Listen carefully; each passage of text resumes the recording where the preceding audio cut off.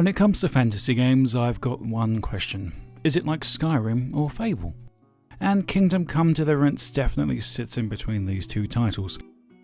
Although Fable's bread and butter was in memorable characters, Kingdom Come is rooted deeply in realism, with no magic whatsoever, which may handicap some aspects from time to time, especially when it comes to major characters. Have you eaten yet? Yes, it was very good.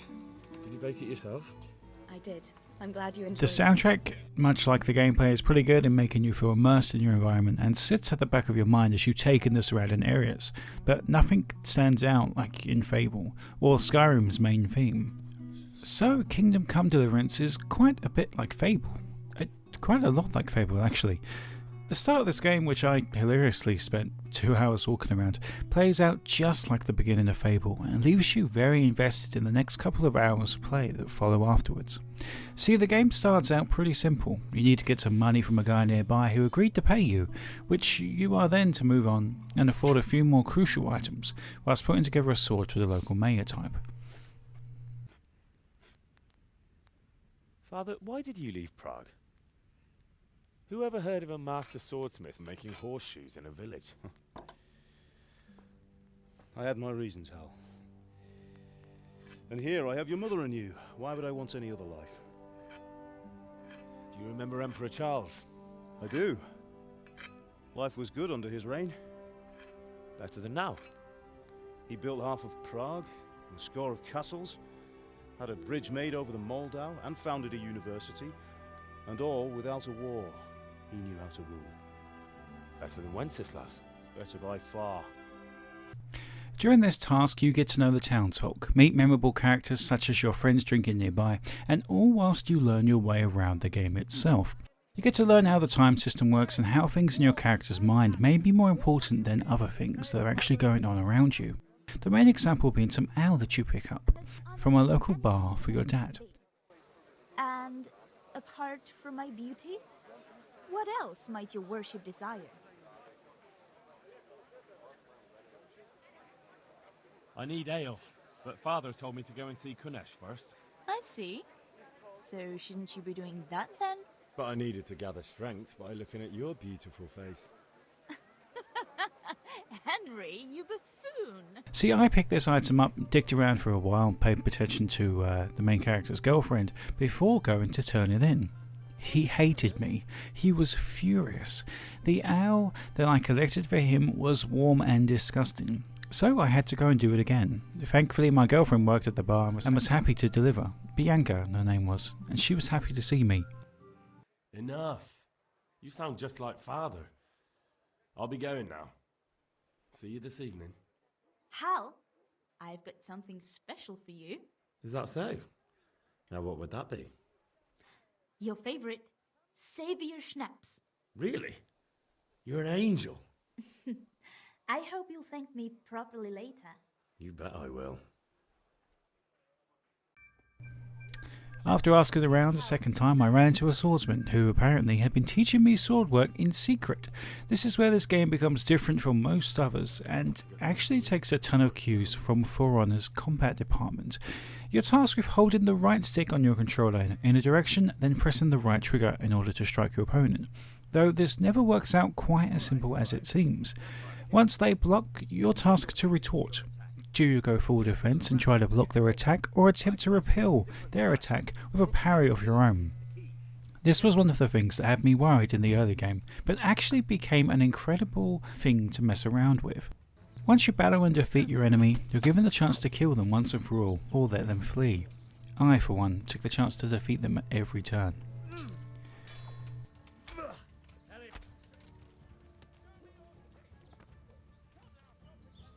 Kind of like an anti-Batman stance on defeating enemies in combat. This is where things take a turn for the worse, and I want to give a quick spoiler warning. I've been playing this game for around 6 to 8 hours, though some of the main story beats are kind of obvious if you thought about them long enough, like looking at guys and trying to figure out who the main enemy is. Though those of you who don't want certain things to be spoiled, I suggest skipping forward.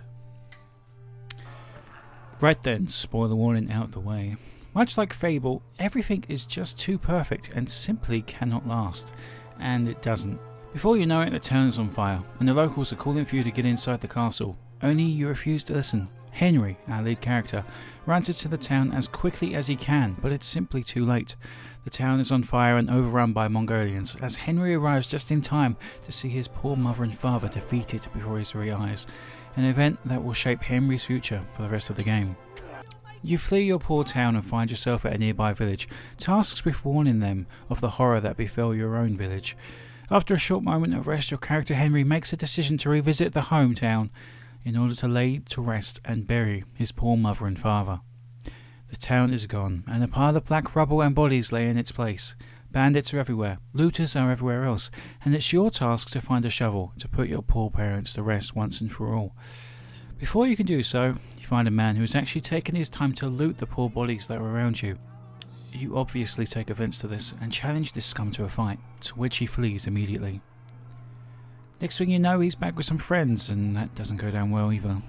Now, it's important that I spoke about this much of the story, as it's what leads us to the open world that we now find ourselves in.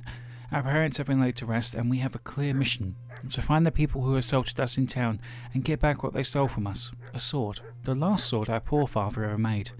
From this point on, you're made a squire, sent on a hunting mission, put in charge of a few investigations into murder inquiries, ride some horses, improve your skills, fall in love again and go on dates, haggle with men, and so much more. Kingdom Come Deliverance is pretty amazing. The only real problem that it has is the huge task that it takes to play this title. Despite its amazing looks, this game runs at around 28 frames per second on the Xbox One X and PS4 Pro. That's how much this game takes to play. Now, fortunately, I'm playing on a mix of high/medium settings at a fairly decent frame rate, I'm happy to report, and I hope that in future the game is patched on consoles so that I can dive into the Xbox X version. And now I'd like to talk about my least favourite thing, the worst thing in this game, the save system.